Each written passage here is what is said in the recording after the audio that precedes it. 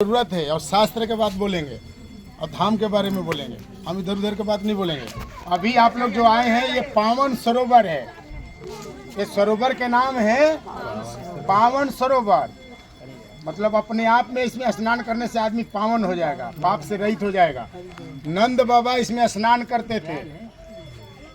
जसोदा मैया गांव से वो साइड में है, उधर स्नान करती थी, उसको बोलते जसोदा कुंड। और उधर ही में 80 मन का दही का मंथन करती थी 4 बजे भोर में उठ करके। तो यहाँ के बारे में सुनिए अभी, बात कम करिए।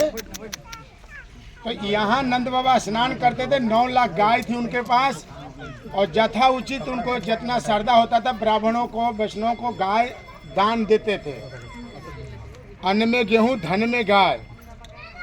दूसरी कथा इस प्रकार है, कथा तो बहुत है, घंटा 2 घंटा यहाँ किया जा सकता है। ये मैं आपको डरवा नहीं रहा हूँ ना, भयभीत कर रहा हूँ। हकीकत है, हर तीर्थ हर धाम ब्रज में कथा कहे, जैसे एक श्लोक पर एक हफ्ता कथा किया जाता है। हमारे महाराज एक श्लोक पर 1 हफ्ता कथा किए थे। आत्मा नाम मुनियो 64 व्याख्या है, और जिनको नहीं जानकारी हो कुछ भी नहीं बोलेंगे। तो यहाँ पर पावन सरोवर पर नंद बाबा स्नान करते थे, गाय दान देते थे ब्राह्मणों को। और सब तीर्थों के राजा है प्रयागराज। 4 जगह कुंभ लगता है, जानते हैं ना। ये ध्यान दीजिए हमारा उंगली तरफ, नासिक, उज्जैन, हरिद्वार और प्रयागराज। और वृंदावन भी लग रहा है। ये तो कुछ साल से, पहले नहीं लगता था, अब कुछ साल से लगने लगा। उसको बोलते हैं अर्ध कुंभ। अभी 2-3 साल पहले लगा था।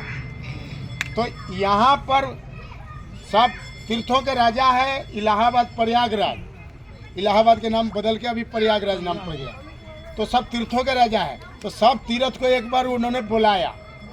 सब तीर्थ गए भी, अभी सब धाम भी गए, अभी वृंदावन धाम नहीं गया। ये कई लोग को मालूम है, प्रभु जी को भी मालूम होगा। तो वृंदावन नहीं गया तो बड़ी गुस्सा में हो गया, कोपित हो गया। बोले सब तीर्थ आए, सब अपना अपना हाजिरी लगाए, वो नहीं है। तो लंबा कथा लंबा है। तो भगवान ने उसको धमकी दी है। बोले मैं तुमको तीर्थों के राजा बनाया हूँ, धामों के राजा बनाया हूँ।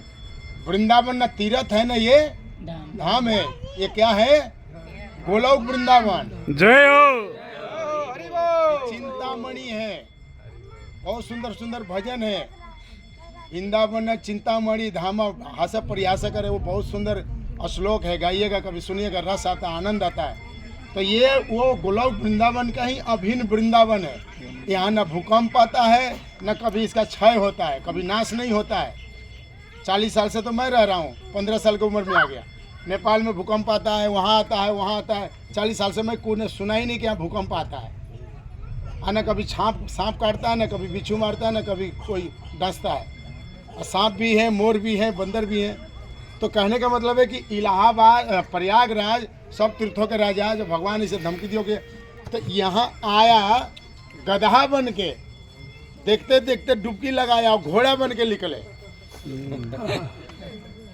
सुने हैं कथा ऐसा? गधा बन के आए और जैसे जंप लगाए इसमें घोड़ा बन के निकले, उज्जवल एकदम। बहुत लंबी कथा है। तो ये पावन सरोवर में स्नान करते नंद बाबा। और यहाँ सामने मंदिर है नंद भवन, उसमें नंद बाबा, जसोदा मैया और 2 शाखा हैं, धन सुखा मन सुखा, या अथवा उनको सिरधाम मधुमंगल बोलिए। और बीच साइड में बांके बिहारी हैं। और राधा रानी यहाँ कोने में खड़ी है। प्रश्न है कि कोने में क्यों खड़ी है? क्योंकि उनका यहाँ ससुराल है ना। तो यहाँ सब परिवार के दर्शन है। और ये पुष्टि मार्ग का मंदिर है, मतलब जो श्रीनाथ जी है ये है। यहाँ बाहर का चीज़ ले गया, भोग नहीं लगाते वो लोग। आप ले भी जाएंगे तो वो ऐसे ही रख देंगे या फेंक देंगे। तो दान दक्षिणा जिनको देना होगा 10 रुपये 20 रुपये चढ़ाइए। और एक ग्रुप के ले जाकर बैठाते हैं, कथा कुछ बताएंगे और फिर दूसरा ग्रुप हटाएंगे, फिर दूसरा ग्रुप लेंगे। तो जैसे आपको एडजस्टमेंट कर सके, सुविधा हो। अगर ज़्यादा भीड़ होता है तो लोग कुछ बाहर से ही चले जाते हैं, क्योंकि टाइम ज़्यादा लगता है। अगर भीड़ कम होगा तो आप आराम से एक बार में लगभग 100 के आदमी, 80 आदमी, 100 आदमी बैठता है। और यही कंडीशन है गोकुल में भी। वहाँ भी एक ग्रुप ले जाएगा, एक ग्रुप बाहर बैठाएगा, पापा पाई तथा थाई चलाएगा और अंदर ले जाके कथा बताएंगे, झूला झुलाएंगे, बोलेंगे यहाँ प्रसाद जाएगा, ब्राह्मणों के लड़कियों की शादी होता है, गौ सेवा होता है, संत सेवा होता है, ये होगा वो होगा। वो कहीं कुछ देते हैं ना, कहीं कुछ होता नहीं ना, प्रसाद आपको जाएगा ना कैलेंडर जाएगा। ये केवल अपना दान दक्षिणा लेने का उनका अपना रंग ढंग है। यहाँ वाला बोलेंगे यहीं से सारे कुछ लीला किए हैं भगवान, वहाँ वाला बोलेंगे वहाँ से सारे भगवान लीला किए हैं।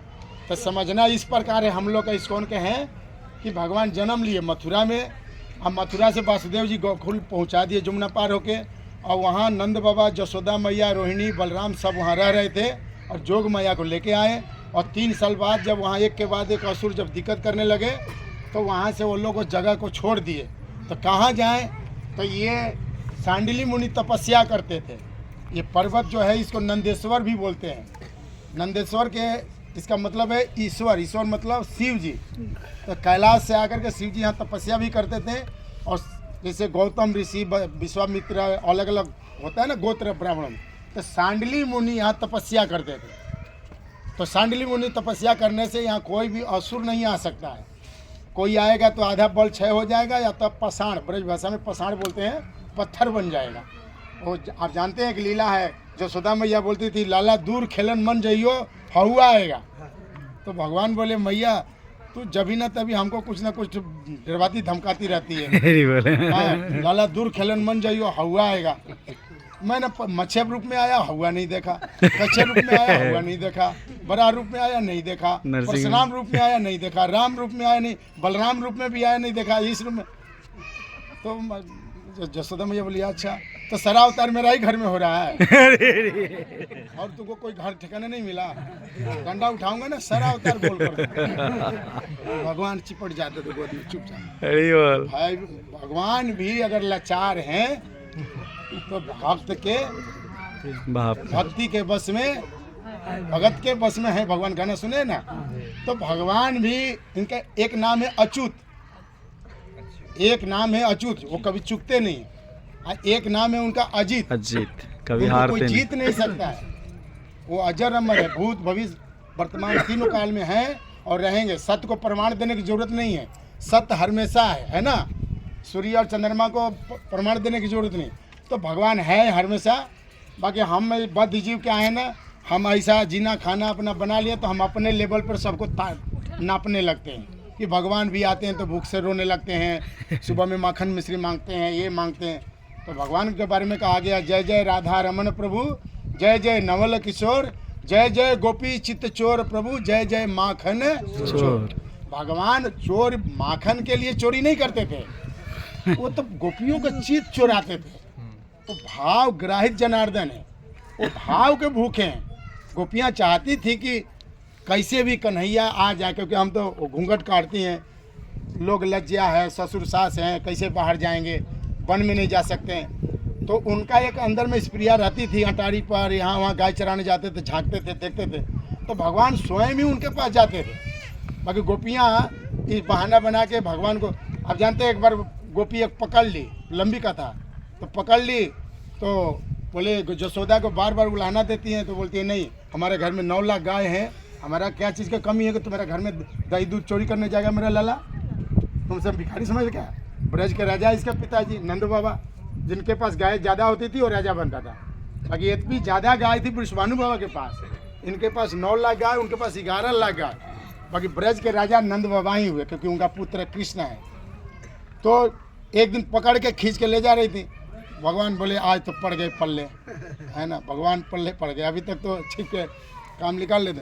तो गोपी खींच खींच के ले जा रही थी, बोले सुन तेरा पाँव पढ़ूँ, कुछ ले ले, घूस ले ले, रिश्वत ले ले, छोड़ दे, अब कान पकड़ रहा हूँ, तेरा पैर छू रहा हूँ, तेरा कसम ने तेरे बाप के कसम अभी छोड़ दे, अब दोबारा नहीं करूँगा। गोपी नहीं मान लिया, अरे तेरे को ठिकाना लगाऊंगा। वो बुढ़िया मानते ही नहीं, डोकरी, ब्रज में डोकरी बोलते हैं जो बुढ़िया को। तो जैसे पास मिला तो घर पास में था, तो भगवान सोचे ये तो ऐसे नहीं काम बनेगा। भगवान बोले वो लंबी घूंघट काटी थी, इतना ब्रज में काटती हैं बुढ़िया भी। तो क्या किया, भगवान बोले देख ये हाथ बहुत दर्द कर रहा है, अब मेरा कलैया है ना, कमज़ोर है ना, माखन मिश्री खा जाऊँ, तो ये हाथ पकड़ ले। और जैसे ये हाथ पकड़ छोड़ करके ये हाथ पकड़ी, भगवान उतने में अपना चला के वो उसका पति के हाथ पकड़ा दिया। अब वो खींचे ले जा रही है वो, अरे कहाँ तू ले जा रही, अरे तू छोड़ रहे हो? बोलते नहीं छोड़ूंगा तेरे को। खींचे जा रहा है, वो छोड़ा रहे हो, छोड़ नहीं रहा।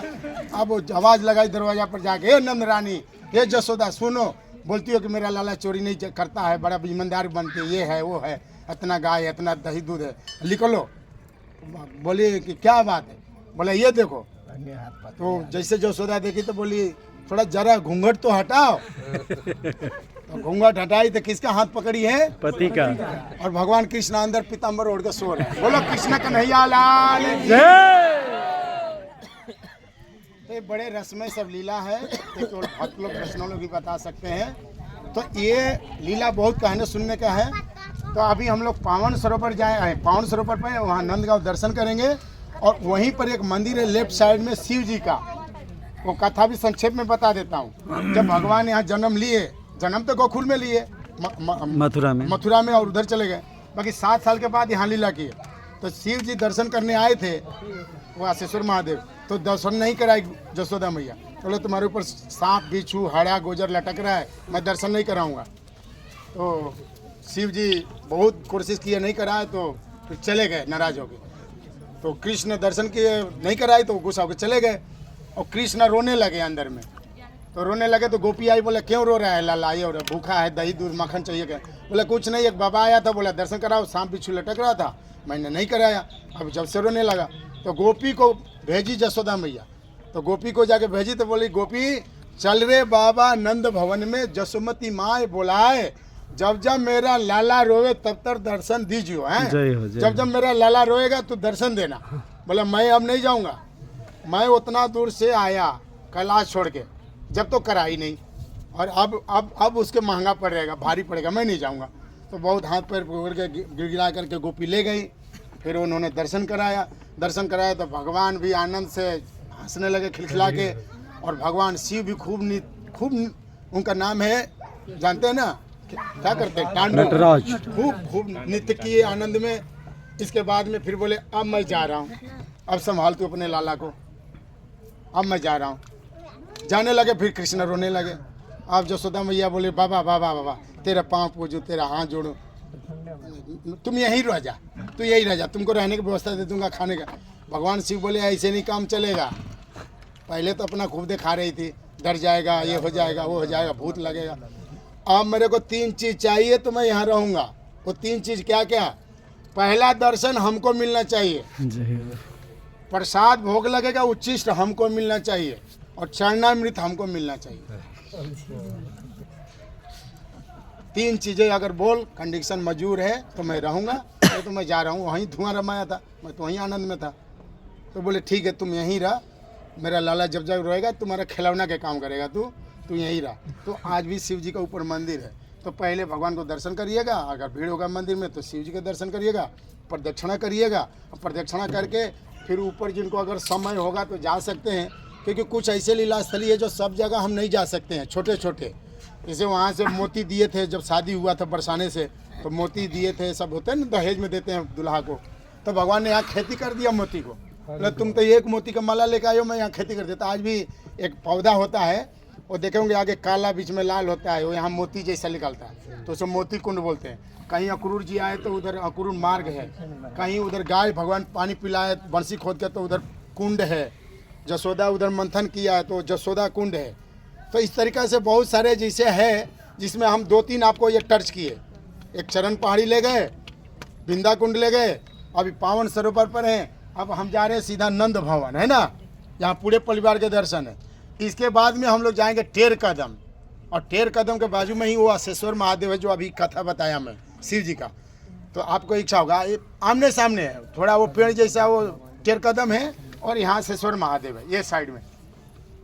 तो ये आपको संक्षेप में नंदगांव का कथा बता दिया, क्योंकि हम नंदगांव में कथा बताएंगे नहीं, और वो बताने देंगे भी नहीं, और वहाँ शोरगुल होता है, और हम लोग हैं इस्कॉन का। तो हम लोग एक जगह दर्शन करा के, कहीं एक जगह प्रसाद या एक जगह कथा, बाकी आप अपने रंग ढंग से घूमो, क्योंकि वहाँ वो कुछ बोलेंगे, वो कुछ बोलेंगे, पंडा कुछ बोलेगा, वहाँ शोरसार होगा तो कथा नहीं कर पाएंगे। अंदर में नहीं जाके बाहर से दर्शन करके आ सकते हैं। हाँ जी, जो बिठाते हैं, हाँ तो ज़्यादा देर पे टाइम लग जाएगा। हाँ, एक ग्रुप में लगभग 80-100 आदमी को बैठाते हैं, वही तो बैठाएंगे, वो 5-10 मिनट बताएगा। जैसे हम आपको भगवान के कथा बताए, वो वहाँ के बारे में कथा होगा, भगवान जन्म